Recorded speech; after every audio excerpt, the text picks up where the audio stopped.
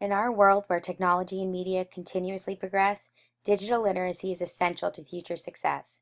The ability to communicate with others and share or spread information are skill sets that can further professional and personal relationships. In Cindy Self's piece entitled Literacy and Technology Linked, she discusses how technological and digital literacy have recently become fundamental to a person's ability to navigate through society. And this isn't just a trend. The prevalence of technology in society continues to increase with each passing day. Digital literacy has become a skill that can catapult a person into long-term success down the road. Upon reading the course description of communications theory and practice, I assumed that my knowledge of social media and technology qualified me as a digitally literate individual.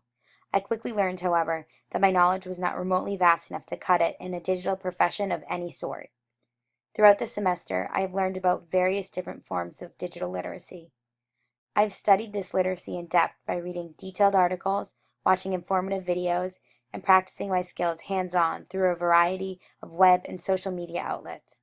This knowledge I have gained has made me a better communicator and will undoubtedly help me to reach my future goals.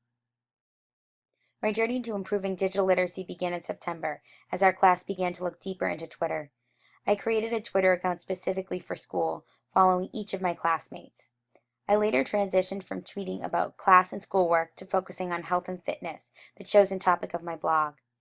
Through David Silver's article, The Difference Between Thick and Thin Tweets, I learned how the use of thick tweets that contain hashtags, articles, and content with substance can convey real information, even with the constraint of 140 characters.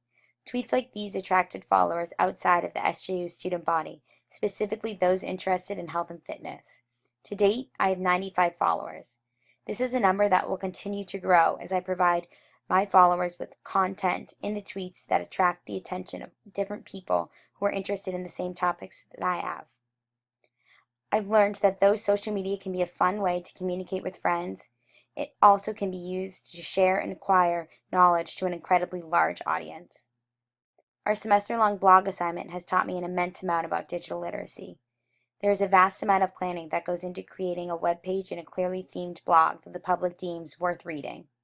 In the article Participation Power, author Ryan Gold describes blogging as a way to find your voice and public and to connect with like-minded communities.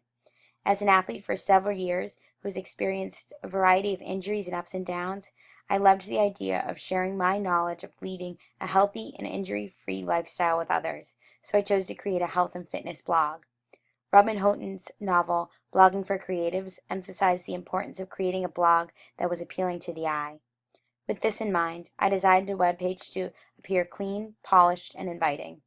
The color scheme, the way my posts appeared on the page, and the content in the sidebar all play a role in keeping readers on my page long enough to actually read a post. In order to gain the attention of like-minded others on the crowded web, I had to learn the ins and outs of using categories, tags, and a blog role to make it easy for online users to access my posts. I went after web users engaged in the same community of interest as me. I also connected my Twitter to my web page, which allowed me to turn Twitter followers into readers and readers into Twitter followers. Most importantly, I strive to create posts that incorporated my personality and kept readers engaged. To date, my posts cover a variety of topics that fall within the health and fitness realm.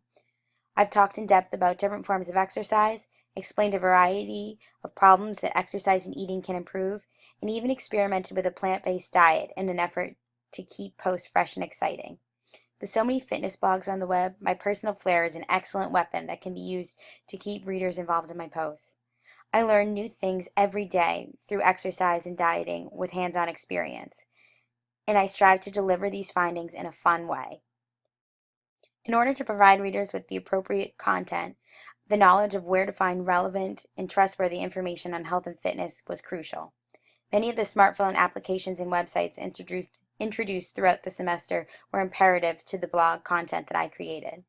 The Pocket application lets users save web pages that they want to access later with just the mere click of a button. The Zeit application allows users to pinpoint their interests and offers a variety of reliable and up-to-date articles that fall under selected categories. The Feedly application has a similar setup. All of these apps work seamlessly with Twitter, which make it incredibly easy to tweet out relevant articles that followers may find interesting. I turn to these apps frequently throughout the semester, not only for assignments, but also to gain information at my own leisure. The use of these apps improved my blog content immensely and made the writing process and topic selection significantly easier. The phone diary assignment put the true importance of digital literacy into perspective for me. In Kevin Kelly's article, Becoming Screen Literate, he discusses the capacity in which society is making a full digital transition, which I feel the assignment, as well as the course itself, highlighted in an enormous way. Outside the classroom, I turn to my phone constantly for entertainment, to access simple and complex information, and to communicate with others on social and professional levels. Within the class, screens held the key to accessing daily assignments, to watching videos and reading articles necessary for class participation, and for researching and posting on our blog and Twitter accounts. Without access to a screen, I would be failing Calm 200, and I'd also be incredibly out of the loop in a variety of social and societal aspects. As my time in communications theory and practice comes to a close, I enter my final semester of college. The end of college will leave me with many unknowns, as I could be living somewhere I've never heard of and working for a company I've never imagined in just half of a year. Though this triggers a slew of anxiety and nerves, I feel confident that the digital literacy that I've attained will be an asset that I can use throughout the rest of my personal and professional life.